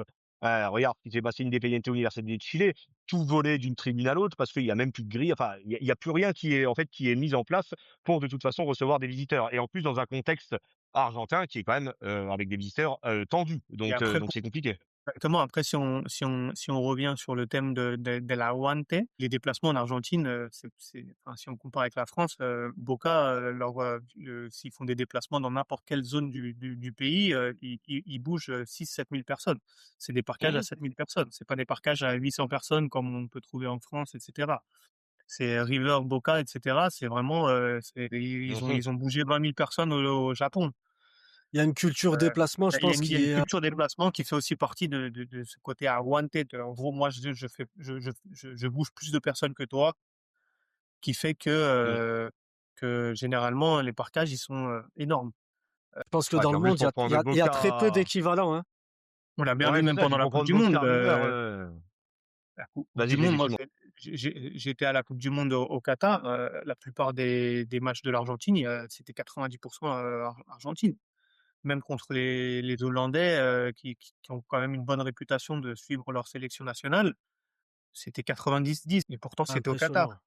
Donc pour des Mmh. mecs ici en Argentine avec, les problèmes économiques qu'ils peuvent avoir et cetera, les mecs ils ont blindé ils ont blindé Qatar d'Argentins. Là pour le premier match au retour de la coupe du monde contre le Panama, ils avaient organisé un match amical au Monumental. Ils ont mis en place une file virtuelle pour acheter les billets. Il y avait 2,5 millions de personnes pour aller voir un match, au Et puis Monumental. même au niveau national, je me rappelle du titre donc de Newell's, c'était, ouais, dans les années Contre 2000, Independiente, ouais. ouais, au stade d'Independiente, ouais, il dé il déplace 40 000 supporters. Alors Mmh. sans on parle pas des gens qui étaient sur place, les sections locales, 40 000 qui venaient de Rosario, qui sont venus en bus, en C'est pour ça aussi que niveau sécuritaire, organiser les déplacements, c'est compliqué. Vu que donc au c'est final, vraiment ça arrange un peu tout le monde, ça arrange sauf tout le monde. et puis Bah, même pour nous, pour simples amateurs que nous sommes, à pas voir les supporters adverses, honnêtement, Bah là, ouais, et puis là, je ça sais pas, change énormément de choses. ce serait leur promettre la lune de dire que ça va bientôt revenir parce que c'est Même pas du tout dans les le visuellement, cas les pour le moment. couleurs, vous faites ouais, le c'est classico clair. d'Independiente, tout le stade qui est rouge, Répond sauf le haut de la tribune et qui est toute bleue et blanche. Oui, oui. C'est vraiment c'est magnifique à voir. Les gars qui, parlaient d'Argentine sans parler de Diego, c'est pas enfin, ça serait pas logique, mais on va pas le faire parce que j'ai pas envie de galvauder cette partie-là et je pense que ça nécessitera un épisode en entier. Mais il y a le culte évidemment de Diego Maradona, les fresques murales, et cetera. Mais bon, ça on en reparlera dans un autre numéro. Pour conclure, je voudrais, un avis personnel sur certaines thématiques. Si vous deviez conseiller un stade ou un match pour les personnes qui nous écoutent, Bastien? Allez, un Alors stade, pour sortir un peu des sentiers battus, pas la ouais, allez, Bombonera, et allez, cetera. ouais, ouais, ouais, bon, comme on disait, allez, top 1, c'est le Classico de Rosario dans le stade de Central, OK. Et vraiment dans les petites divisions, moi vraiment le stade qui m'a le plus marqué reste, Nueva Chicago. Donc on va dire, un Nueva Chicago Almirante Brown pour un Classico et il y a également une énorme rivalité contre Vélez. Ce n'est pas un Classico parce que le Classico de Vélez, c'est contre Ferrocarril Oeste. Ça fait des années qu'ils se rencontrent plus, mais le Nueva Chicago Vélez, il y a vraiment une grosse rivalité. Donc, si en Coupe d'Argentine ou en championnat, il y a l'opportunité d'aller le voir, pourquoi pas. Donc, allez, Classico de Rosario et Nueva Chicago à domicile pour un petit stade, pour ma part. OK, pour Chris? moi je dirais, bon je pense que je vais pas être ami avec Tony, mais je dirais le stade de Racing, que ce soit n'importe quel gros match. Moi, je suis allé voir beaucoup, beaucoup de matchs à Racing et franchement, c'est toujours un plaisir. Toujours impressionné par l'ambiance qu'il y a à Racing, donc je dirais Racing. N'importe quel match du Racing. D'accord. Ouais, que ce soit un gros match, que ce soit contre River, Boca, Libertadores, Mmh. Independiente, généralement, je pense que Bastien, il va être d'accord avec moi, mais tu jamais déçu à Racing. Au Racing, tu jamais déçu. C'est simple, tu jamais Ouais, déçu, c'est exceptionnel. jamais déçu. Et après, petit coup de cœur aussi, personnel, parce que moi j'habite en banlieue sud aussi de Buenos Aires, je dirais Temperley. Donc c'est un Temperley. club, Mmh. voilà, club de 2e division, de banlieue sud. Joli petit stade, bonne ambiance. Donc voilà, si les gens ont l'occasion Leur d'aller classico, voir, Christ, Tamperley, c'est qui? ce serait Los Andes, Ouais, donc ouais, Los ouais, ouais, c'est Andes, bien ce qui ok. me Los semblait, Andes donc Los de Andes, Lomas, de ouais. Lomas de Zamora. Mais là, en gros, ils ont plus de ils ont aussi des rivalités avec Banfield et même c'est un peu aussi, tous des clubs de Tout le banlieue cercle sud, sûr, Banfield, Lanús, et cetera, Lanús et toute cette cetera, zone-là, ouais. ouais. Mmh. Mais heu, mais après moi, ouais, D'accord. si je devais en choisir un sur la banlieue sud, je choisirais plus, Temperley. Pour sortir du cadre du football, parce que l'Argentine n'est pas que le football, ça reste un pays, très vaste et avec plein de choses à voir. Pareil, si vous aviez des choses à recommander en dehors de Buenos Aires pour commencer, des choses à voir même en prenant l'avion, en allant à l'ouest, au sud, au nord du pays, qu'est-ce que vous pourriez, recommander? Donc là, tu parles niveau tourisme, Malik? Niveau tourisme, des belles Ouais, choses à voir. non, après, alors là, pour le truc, c'est qu'on est sur Eh, hein, l'Argentine. Là, hein, 4 fois et demi la France, donc les gars, faut faire des ouais, choix de toute façon dès que vous y allez. ouais, Vous verrez jamais tout le pays en entier, la première fois, ça faut le savoir. Après, là, avec Chris, par contre, on va être amis parce que, bah, j'ai gros coup de cœur sur le nord, sur le ouais, d'ailleurs, que ce soit nord-est ou nord-ouest, hein, je vous avoue que j'aime bien les 2 parce que nord-est, vous avez les fameuses chutes d'Iguassou. les chutes d'Iguassou, Ouais, et la province de Corrientes avec le parc national, des Los Higuera, qui est exceptionnel au niveau faune.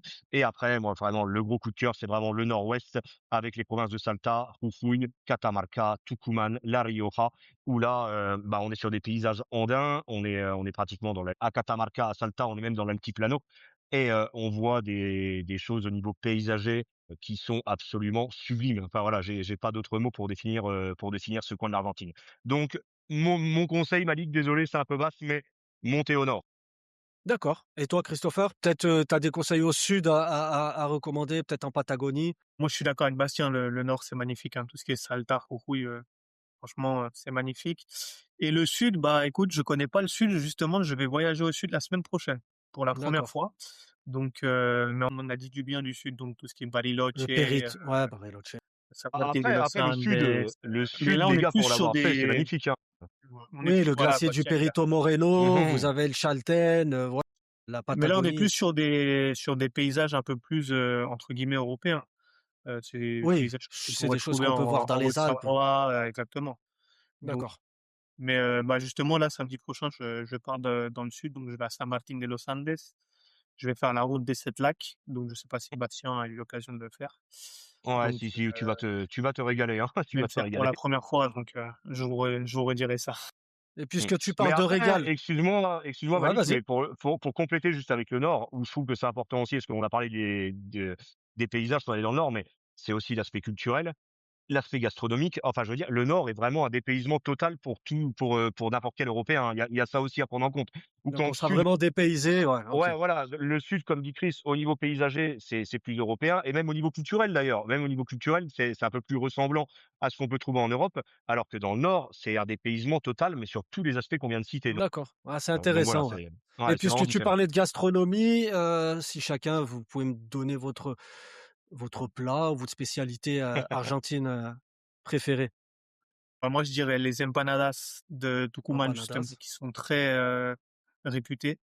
Donc, les empanadas, spécialité argentine, mais celles de Tucumán, elles sont un peu différentes du reste du D'accord. pays et bah, elles sont réputées. Généralement, ils font des concours d'empanadas et c'est tout le temps celles de Tucumán qui gagnent. Donc, je suis un peu chauvin à ce niveau-là. Ouais, Donc, clairement. je dirais les empanadas de Tucumán. Et toi, Bastien? J'allais dire les empanadas, mais de Salta, étant marié avec une salteña. Mais là, on est un peu sur une rivalité, là, empanadas de Tucumán contre. On est sur une grande rivalité gastronomique, Malik, entre les empanadas de Tucumán et de Salta, mais en vrai, déjà, les gens qui testent les empanadas, c'est déjà très bien et qui viendront en Argentine. Et après, bah, ouais, comme on disait, dans le Nord, il y a vraiment des spécialités. Enfin, au niveau gastronomique, c'est très intéressant. Il y a un plat que j'aime beaucoup, qui est un peu moins connu, par exemple, dès que tu vas seulement à Buenos Aires, c'est le locro. Tu vois, le locro, c'est vraiment quelque chose que les gens pourraient essayer, qui est une spécialité du nord-ouest argentin, et c'est très sympa aussi. Ouais, On retrouve tout ce qu'on peut retrouver, comme dans toutes les grandes capitales mondiales, avec les pizzas quand même qui sont assez différentes, beaucoup plus épaisses, avec énormément de fromage. Ouais, Mmh. Là, on est plus sur une heu, spécialité de Buenos Aires, on va dire, ouais, les pizzas, ouais. d'accord. Tout ce Mais qui est pour la ceux la qui oui, aiment la les desserts, ouais, ouais. le dulce de leche, ça, c'est quelque chose, c'est Non, et la après chose. l'asado comme Oui, l'assado, bien sûr, partie la viande, évidemment. On mmh, parlait des codes un peu des tribunes. L'assado, ça fait partie de l'avant-match, ça fait une partie intégrante, hein, de cette culture des supporters. Vous allez aux alentours de n'importe quel stade avant un match, vous avez ces parichas, vous pouvez acheter votre viande, faire vos sandwichs. Cette viande qui est d'ailleurs réputée mondialement. Votre groupe, votre groupe musical préféré, s'il faut en citer qu'un? oh, c'est tellement dur. Se mouiller. Vas-y Chris, je te laisse démarrer. Moi, j'ai grandi en gros avec la cumbia, donc si je devais citer plutôt, un groupe, ce serait plutôt un groupe de cumbia, je dirais la Nueva Luna. Nueva Luna, d'accord. Et pour toi, Bastien? OK. Ah, vas-y, je vais faire un peu, citer un peu de hip-hop, parce que j'aime beaucoup ce qui se fait, dans le rap argentin. Allez, je vais partir sur WOS. Ceux qui veulent découvrir un peu le rap argentin, écoutez du Comment ça WOS. s'écrit? Dis-leur, comment ça WO. W s'écrit? WOS, c'est très Mmh. simple, et honnêtement, c'est une bonne porte d'entrée dans le rap argentin. Après, évidemment, il y a des trucs un peu plus underground, et cetera, mais c'est une très bonne porte d'entrée dans le rap argentin. Pour moi, ça sera Bersuite. C'est Bersuite comment? Bersuite vers Bergarabat, Mmh. d'accord, mais si vous tapez ne serait-ce que Bersuite sur YouTube ou n'importe quelle autre plateforme, grand fournisseur de chants argentins de là-dessus. chants Oh argentins, oui. voilà.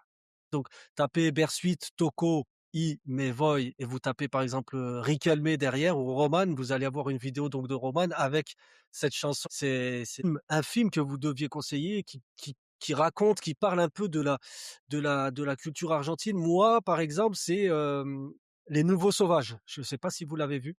Exceptionnel. C'est Mmh. C'est plusieurs ouais, petites histoires qui sont en plus Relatos dans Salvajes plus. en espagnol, non? Si je me Ouais, trompe. d'accord. Ouais. Dans plusieurs provinces argentines, il est exceptionnel. Si vous en avez d'autres, chacun à conseiller. Moi, ce serait plus El secreto de sus ojos, mais je sais Il me pas vole. là comment ça s'appelle en français, ouais.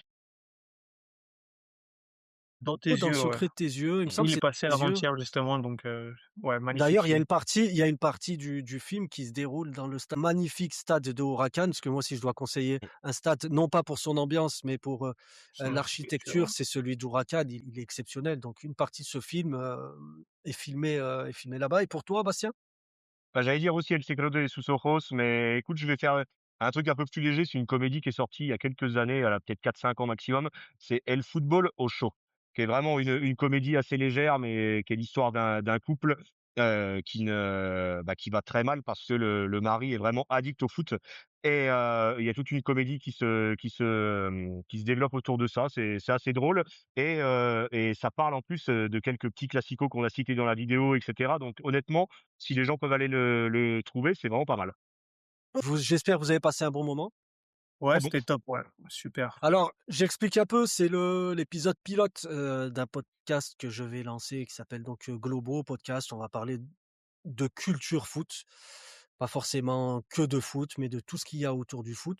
Voilà, je voulais faire quelque chose pour le premier épisode, qui me tient à cœur. Donc j'ai grandi avec cette culture du football sud-américain et plus particulièrement argentin. Donc ça me tenait, c'était vraiment important pour moi de faire un épisode sur ce thème et puis d'avoir 2 personnes comme vous. Dommage qu'on n'a pas eu Tony, parce qu'on aurait été Ouais. encore mieux entouré. Mais Ouais, c'est clair. voilà, on a 2. Je pense qu'en France, des personnes qui maîtrisent le sujet. Vous êtes tous les 2, vous faites partie des personnes les plus compétentes. Donc vraiment merci d'avoir Bah, merci accepté à mon toi, c'était top. invitation.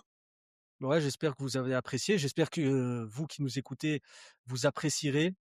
N'hésitez pas à vous abonner. Donc tout va se mettre en place. Vous pourrez vous abonner, partager et pour qu'on puisse se retrouver pour de prochains numéros. Bastien, Christopher, merci encore.